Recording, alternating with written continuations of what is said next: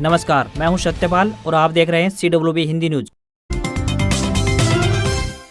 शक संवत 1945 विक्रम संवत 2080 आज सावन महीने के कृष्ण पक्ष की षष्ठी तिथि और दिन शनिवार है। तदनुसार अंग्रेजी तारीख 8 जुलाई सन 2023 आज सूर्योदय 5:29 पर होगा। आइए सबसे पहले बढ़ते हैं दिन भर की सुर्खियों की तरफ।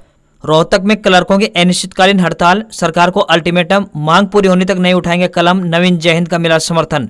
हरियाणा के बी फार्मेसी आवेदकों को राहत, लास्ट डेट बढ़ाकर 17 जुलाई की। ऑनलाइन कॉमन एंट्रेंस टेस्ट 24 से 28 तक होगा। एसएससी सीजीएल 2023 टायर 1 अपडेट, परीक्षा का एडमिट कार्ड जारी, 14 से 27 जुलाई तक होगी एग्जाम।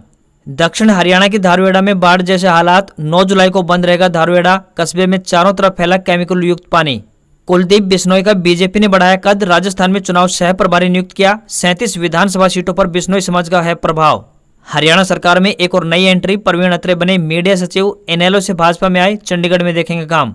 हरियाणा में अब एसडीएम व डीआरओ भी कर सकेंगे जमीन की रजिस्ट्री, सीएम मनोहर लाल खट्टर ने की बड़ी घोषणा।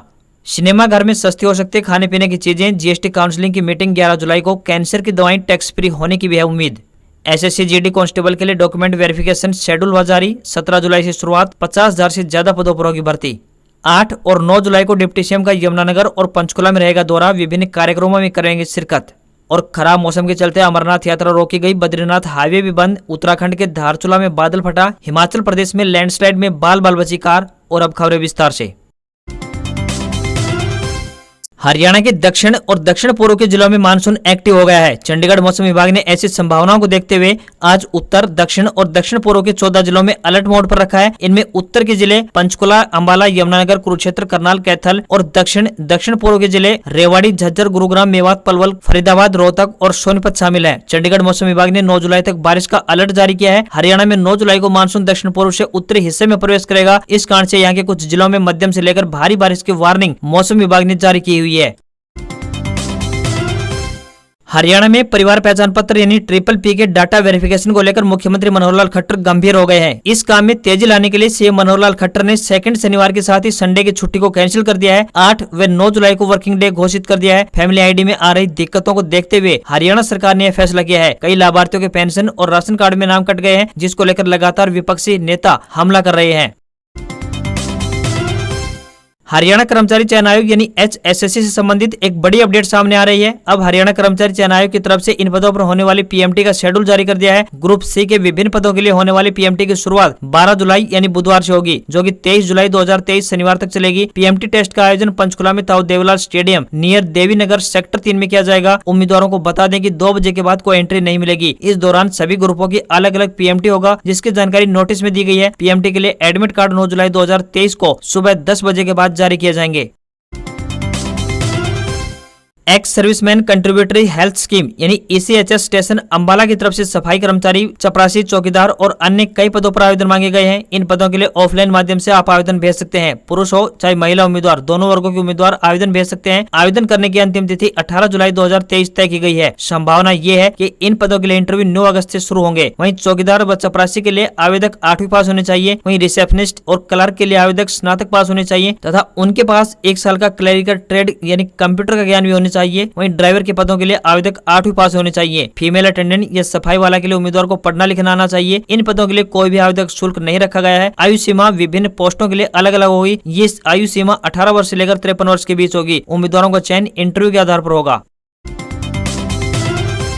हरियाणा के गृह एवं स्वास्थ्य मंत्री अनिल विज के आदेश के बाद पुलिस कर्मचारी अपनी फिटनेस रखने के लिए पसीना बहा रहे हैं। खासकर उन पुलिस कर्मचारियों को सुबह सुबह ग्राउंड में जद्दोजहद करनी पड़ रही है, जिनकी तोंद निकली हुई है। तोंद वाले पुलिस कर्मचारियों की लिस्ट तैयार की जा चुकी है। बता दें कि करीब 1.5 महीने पहले गृह मंत्री अनिल विज ने तोंद वाले पुलिस कर्मियों के लिए एक ऐसा फरमान जारी किया था, जिसे सुनने के बाद पुलिस कर्मचारियों की टेंशन बढ़ गई। अब पुलिस मुलाजिम रोजाना पुलिस लाइन में PT के साथ साथ योग आसन भी कर रहे हैं। अनिल विज ने पुलिस कर्मियों को फिट होने के लिए 3 महीने का समय दिया है और साथ ही ये भी कहा है कि अगर मोटे पुलिसकर्मी 3 महीने में फिट नहीं पाए जाते हैं तो उनकी ड्यूटी पुलिस लाइन में लगा दी जाएगी। हरियाणा के कृषि मंत्री जेपी दलाल ने कांग्रेस की गुटबाजी और दिल्ली सीएम केजरीवाल द्वारा हरियाणा को एसवाईएल का पानी न देने पर निशाना साधा। साथ ही मोदी व मनोहर लाल के कामों की सराहना भी की और कुलदीप बिश्नोई का बचाव करते हुए दिखाई दिए। पत्रकारों से बातचीत में देश प्रदेश में गर्माती राजनीति पर राय रखी। कृषि मंत्री जेपी दलाल ने अविवाहित लोगों की पेंशन शुरू करने पर कांग्रेस के द्वारा युवाओं के भविष्य की भ्रूण हत्या करने के आरोपों पर कहा कि लोगों ने हमारी सरकार चुनी है और चुनी हुई सरकार का काम हर वर्ग के लिए कल्याणकारी योजना बनाना है और उसे लागू करना है। वहीं 9 जुलाई को भिवानी में कांग्रेस की विपक्ष आपके समक्ष रैली को लेकर जेपी दलाल ने कटाक्ष किया। उन्होंने कहा कि केवल एक गुट रैली कर रहा है तो वहीं दूसरा गुट इसका विरोध कर रहा है। उन्होंने फिर कहा कि कांग्रेस को हराने के लिए किसी दूसरे की आवश्यकता नहीं है, ये कांग्रेस से ही खुद अपने आप को हरा देंगे। हरियाणा में बीजेपी जेजेपी गठबंधन पर सवाल उठाने के बाद पूर्व केंद्रीय मंत्री चौधरी बीरेंद्र सिंह ने सीएम मनोहर लाल खट्टर को सत्ता वापसी का प्लान बताया है। उन्होंने कहा है कि भाजपा को यदि हरियाणा की सत्ता में तीसरी बार वापसी करनी होगी तो पहले कमियों को दूर करना होगा। इस दौरान उन्होंने पोर्टल पर भी सवाल उठाए। पूर्व केंद्रीय मंत्री ने सरकार की खेती और नौकरी पोर्टल में सुधार करने की आवश्यकता बताया। इसी के साथ प्रॉपर्टी ID, परिवार पहचान पत्र में भी काफी कमियां हैं, इनको सुधार की जरूरत है। पूर्व केंद्रीय मंत्री चौधरी बीरेंद्र सिंह ने इस दौरान हरियाणा कांग्रेस को भी सलाह दे डाली। उन्होंने कहा कि आज सब जानते हैं कि हरियाणा कांग्रेस बटी हुई है, यहाँ के नेताओं गुटबाजी चरम पर है। राज्यसभा सांसद रणदीप सुरजेवाला, कुमारी शैलजा, किरण चौधरी का नाम लिए बगैर उन्होंने कहा कि 3 कांग्रेसी नेताओं को हुड्डा को जोड़ना चाहिए था, लेकिन पूर्व सीएम अकेले ही सीएम बनने का सपना देख रहे हैं। भारतीय कुश्ती संघ यानी WFI के पूर्व अध्यक्ष ब्रजभूषण शरण सिंह पर 6 बालिग पहलवानों की यौन शोषण केस की शुक्रवार को दिल्ली के राउज एवेन्यू कोर्ट में सुनवाई हुई है। कोर्ट ने ब्रजभूषण शरण सिंह और उनके सेक्रेटरी विनोद तोमर को तलब किया है। इसको लेकर कोर्ट ने समन जारी कर दोनों को 18 जुलाई को कोर्ट में पेश होने का आदेश जारी कर दिया है। ब्रजभूषण के खिलाफ करीब 7 गवाह मिले हैं। वहीं यौन शोषण की कथित जगह पर उनकी मौजूदगी के भी सबूत मिले हैं। हरियाणा के रोहतक में रांडा वर्सेज सरकार का रांडा पेंशन को लेकर घमासान हुआ। नवीन जयंत के निवास पर सेक्टर 6 के बाग में CM Manohar Lal Khattar, deputy CM Dushyant Chautala और गृह मंत्री अनिल विज का मुखौटा पहनाकर पहुंचे। इसी दौरान रांडा बने सोनू मोखरा ने सीएम का मुखौटा पहनने वालों से रांडा पेंशन की बजाय पत्नी की मांग की। साथ ही कहा कि उनको पेंशन नहीं चाहिए, उनको नौकरी दी जाए। रांडा पेंशन देकर तो उनके साथ भद्दा मजाक किया जा रहा है। सरकार द्वारा अविवाहितों के लिए पेंशन स्कीम शुरू करने पर नवीन जयंत ने विरोध करते हुए सरकार पर निशाना साधा। साथ ही कहा कि रांडा पेंशन शुरू करके मुख्यमंत्री व गृह मंत्री खुद के लिए यह लेकर आए हैं। जय हिंद ने योजना पर सवाल उठाते हुए कहा कि इस तरह की योजना के बजाय युवाओं को रोजगार दिया जाए ताकि उनके सामने रांडा रहने की नौबत ही न आए। हरियाणा के भाजपा नेता एवं पूर्व सांसद कुलदीप बिश्नोई हिसार में 2 दिवसीय दौरे पर आए हुए हैं। कुलदीप ने अगला चुनाव हिसार लोकसभा क्षेत्र से लड़ने की इच्छा जताई है। ऐसे में कुलदीप की दावेदारी ने मौजूदा सांसद ब्रजेंद्र सिंह के सामने चुनौतियां खड़ी कर दी हैं। अभी तक हिसार संसदीय सीट से मौजूदा सांसद ब्रजेंद्र सिंह के अतिरिक्त किसी ने भी दावेदारी पेश नहीं की थी। यहाँ से कुलदीप बिश्नोई की टिकट की दावेदारी इस लिहाज से भी चर्चा में है कि सांसद ब्रजेंद्र सिंह के पिता पूर्व केंद्रीय मंत्री चौधरी बीरेंद्र सिंह लगातार मुख्यमंत्री मनोहर लाल खट्टर की अगुवाई वाली हरियाणा सरकार को घेरते हुए रहते हैं। वे सरकार में शामिल जेजेपी से गठबंधन तोड़ने और सरकार के कामकाज को लेकर सार्वजनिक मंचों से नसीहत देते रहते हैं। वहीं 2019 के लोकसभा चुनाव में भाजपा सांसद ब्रजेंद्र सिंह ने जसपा की टिकट पर चुनाव लड़ रहे डिप्टी सीएम दुष्यंत चौटाला और कांग्रेस की टिकट पर पहला चुनाव लड़ रहे भव्य बिश्नोई को हराया था।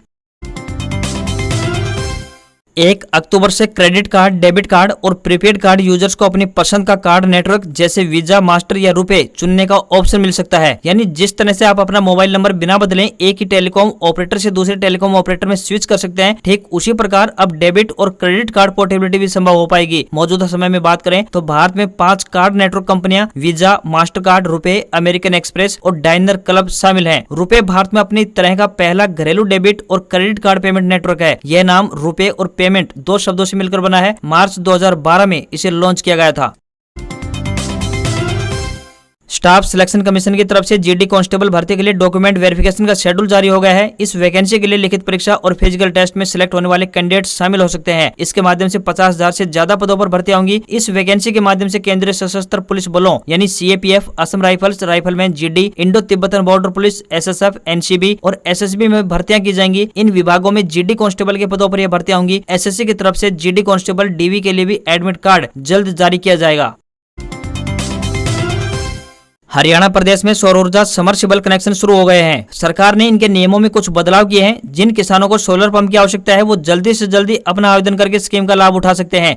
आपको बता दें कि सोलर पंप है तो आवेदन 28 जून से प्रारंभ हो चुके थे। अब मात्र 5 दिन आज सहित बचे हैं। आप जल्द से जल्द आवेदन कर सकते हैं और इस योजना का लाभ उठा सकते हैं। 12 जुलाई तक आप इसका फॉर्म पोर्टल पर जाकर भर सकते हैं। जिन किसानों ने बिजली कनेक्शन के लिए अप्लाई किया हुआ है उन किसानों को सोलर पंप कनेक्शन में कुछ रियायत मिलेगी, लेकिन इसके लिए उन्हें बिजली कनेक्शन का समर्पण करना होगा। इससे पहले आपने देखा होगा कि सोलर पंप के कनेक्शन पहले आओ पहले पाओ के आधार पर दिए जाते थे, लेकिन इस बार कुछ नियमों में बदलाव किए गए हैं। अब परिवार पहचान पत्र के अनुसार वार्षिक आय और जमीन के आधार पर लाभार्थियों को सूचीबद्ध किया जाएगा। किसानों को 3 HP से लेकर 10 HP तक कनेक्शन 75% की छूट पर मिलेंगे।